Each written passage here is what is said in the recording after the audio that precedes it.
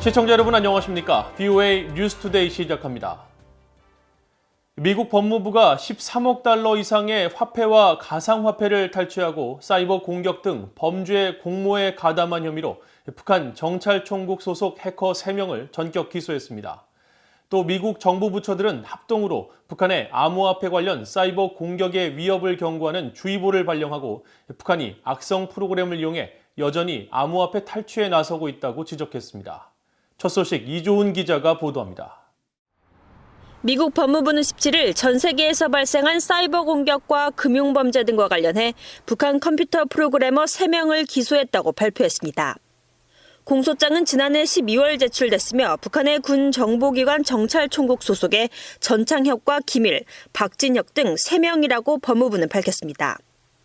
법무부는 이들이 파괴적인 사이버 공격을 자행하고 전 세계 금융기관과 기업들로부터 13억 달러 이상의 화폐와 가상화폐를 훔치거나 빼앗는 등 다양한 범죄 공모에 가담한 혐의를 받는다고 밝혔습니다. 또 이들이 여러 악성 코드가 담긴 암호화폐 애플리케이션을 개발해 배포했으며 블록체인 플랫폼을 개발하고 마케팅 관련 사기를 벌인 혐의도 받고 있다고 덧붙였습니다. 미국 검찰은 이들이 지난 14년 11월 소니 영화사에 대한 파괴적 사이버 공격 등 엔터테인먼트 업계에 대한 해킹을 자행했으며 2017년 5월에는 파괴적 랜섬웨어 워너크라이를 만들어 해킹 복구를 대가로 금전을 탈취했다고 밝혔습니다. 또 2015년부터 2019년까지 베트남과 방글라데시, 타이완, 멕시코 등의 은행에서 12억 달러 이상을 훔치려 시도했고 2017년 12월에는 슬로베니아 가상화폐 회사로부터 7,500만 달러 등 여러 회사를 상대로 가상화폐를 탈취했다고 설명했습니다. 존 디머스 법무부 국가안보 담당 차관보는 이날 보도자료를 통해 북한의 공작원들은 총보다 키보드를 사용하고 현금 대신 암호화폐의 디지털 지갑을 훔치는 등 세계의 대표적 은행 강도라고 지적했습니다. 이런 가운데 미국 정부 부처들은 합동으로 북한의 암호화폐 관련 사이버 공격의 위협을 경고하는 주의보를 발령했습니다. 국토안보부 산하 사이버안보시설국과 연방수사국 FBI, 그리고 재무부는 17일 북한이 제기하는 암호화폐 사이버 위협을 분석한 결과 북한 정권이 운영하는 해킹 조직 라자루스가 암호화폐 거래소와 금융기업을 비롯해 개인과 기업을 겨냥하고 있다고 지적했습니다. 이어 미국 정부가 북한 정권 해킹 조직이 사용하는 악성 코드와 지표 등을 파악했으며 이들이 암호화폐 거래 수단을 가장한 애플제우스라는 멀웨어를 이용해 합법적인 암호화폐 거래인 것처럼 속여왔다고 설명했습니다. 그러면서 이들이 악성 웹사이트를 통해 피해자를 감염시키는 것은 물론 사회 연결망 서비스 등을 활용해 사기 행각을 벌이고 있는 만큼 개인과 기업들의 각별한 주의가 필요하다고 당부했습니다. 앞서 국무부도 16일 북한이 최근 신종 코로나 바이러스 백신과 치료제를 생산하는 미국 제약사 화이자를 해킹했다는 한국 국정원의 보고와 관련해 북한의 악성 사이버 활동은 미국과 세계 각국을 위협하고 있다고 지적했습니다. 국무부 대변인실 관계자는 그러면서 북한은 금융기관 해킹과 사이버 첩보 활동에서 중대한 위협으로 남아있다며 파괴적인 사이버 활동을 수행할 역량을 보유하고 있다고 지적했습니다. VOA 뉴스 이조은입니다. 중국과 러시아의 대북 정제유 공급량 보고가 처음으로 배럴로 발표됐습니다. 그동안 두 나라가 배럴이 아닌 톤으로만 보고해 정확한 안보리 결의 이행이 어렵다는 지적이 제기돼 왔었는데 결국 안보리 내 이사국 간 합의가 이루어지면서 논란이 일단락됐습니다. 오택성 기자가 취재했습니다. 북한에 매월 공급된 정제유 양이 얼마인지 공개하는 유엔 안보리 공식 홈페이지입니다. 17일 해당 사이트엔 이전과는 다른 변화가 생겼습니다. 북한에 대한 정제유 공급을 공식적으로 보고하는 유일한 국가 중국과 러시아의 대북 정제유 공급량이 이전에는 톤으로만 표기됐는데 이날 배럴로도 환산돼 표기된 겁니다. 지난해 12월로 임기를 마친 전임 유엔 안보리 대북제재위원회 의장국인 독일의 크리스토프 호이스겐 대사는 그동안 보고단위 불일치에 대해 지속적으로 문제를 제기했습니다.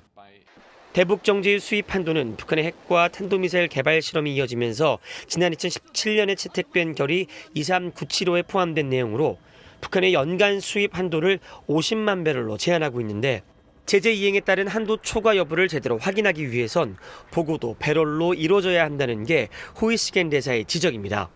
Russia and China have been stalling the process. As a result, the UN cannot determine conclusively whether the cap has been reached. This undermines this Council's decision to place a cap on the oil export. 중국은 안보리 결의가 배럴을 사용해 한도량을 정한 것은 맞지만 이를 배럴로 보고하라고 명시하지 않았기 때문에 문제가 없다며 반대 입장을 유지해왔습니다. 이번 중국과 러시아의 합의에 이은 공급량 배럴 표기로 결국 수년 동안 이어온 논쟁은 일단락됐습니다. 안보리는 추가로 휘발유는 톤에 8.35를 곱하고 등유는 7.88 그리고 경유는 7.46을 곱해야 한다며 총 5종류의 정제유별로 단위 환산 방법을 함께 명시했는데 이에 따라 보고된 지난 2020년 중국과 러시아의 대북 정제유의 양은 약 14만 8,780배럴로 이는 한도인 50만 배럴의 약 30%에 해당합니다.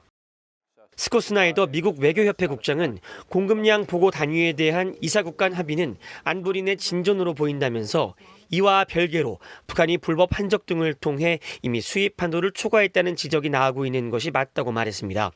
It remains to be seen whether member states can close the difference in interpretation regarding amounts of imports by North Korea now that they've settled on a mechanism by which to measure. 브루스 클링너 헤리티지 재단 선임 연구원은 이번 합의는 안보리 내에서 논란이 이어져 온 정제유 공급량 표기 방식에 대한 행정적인 조치라고 지적했습니다. 그러면서 이 같은 행정적 합의 조치가 중국과 러시아의 대북 정책에서 변화가 있음을 보여주는 것은 아닌 것으로 판단된다고 밝혔습니다. VOA 뉴스 오택성입니다. 북한의 핵과 미사일 등 무기 개발에 따른 위협이 갈수록 커지고 있으며 이에 맞서 최대 압박을 능가하는 고강도 제재를 통해 북한 정권의 비핵화를 이끌어내야 한다고 에반스 리비어 전 국무부 동아태 담당 수석 부차관보가 밝혔습니다. 리비어 부차관보는 17일 민간 연구단체인 브루킹스 연구소와 한국국가전략연구원 등이 공동 주최한 화상 토론회에 참석해 점증하는 북한과 중국의 위협 때문에 바이든, 문재인 정부 관계가 원활하기 쉽지 않을 것이라면서 지난 2018년 싱가포르 합의 이전에 최대 압박을 능가하는 전례 없는 조치를 통해 김정은의 이성적 행동을 이끌어내야 한다고 지적했습니다. 그러면서 북한 대사관과 영사관 폐쇄, 대북 군사훈련 확대, 북한 경제에 근간을 교란시킬 수 있는 방법 등을 압박 수단으로 활용할 필요가 있다고 제언했습니다. 브루스 클링너 헤리티지 재단 선임연구원도 구체적 비핵화 로드맵과 실천 방안이 없는 정상회담은 환상만 제공할 뿐이라면서 미국 정부는 한국의 정부기관과 금융기관에 접촉해 대북제재 위반에 따른 처벌을 상기시켜 한국 정부가 남북 대화를 위해 제재를 우회하려는 시도를 사전에 방지할 필요가 있다고 지적했습니다. 1977년 13세 나이로 북한에 의해 납북된 일본인 요코다 메구미 씨 문제 해결을 촉구하는 메구미 씨의 어머니 요코다 사키에 씨의 편지가 공개됐습니다.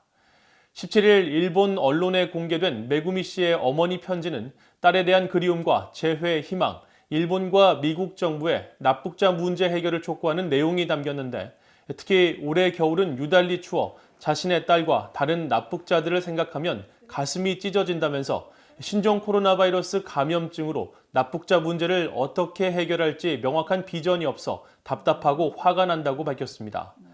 메구미 씨의 어머니는 또 납북 일본인 문제 해결에 스가 요시히데 일본 총리가 열의를 보이고 있고 미국의 조 바이든 대통령이 새로 취임하면서 희망의 빛이 보이고 있지만 뚜렷한 진전의 징후가 없다며 보다 적극적으로 문제 해결에 나서달라고 호소했습니다.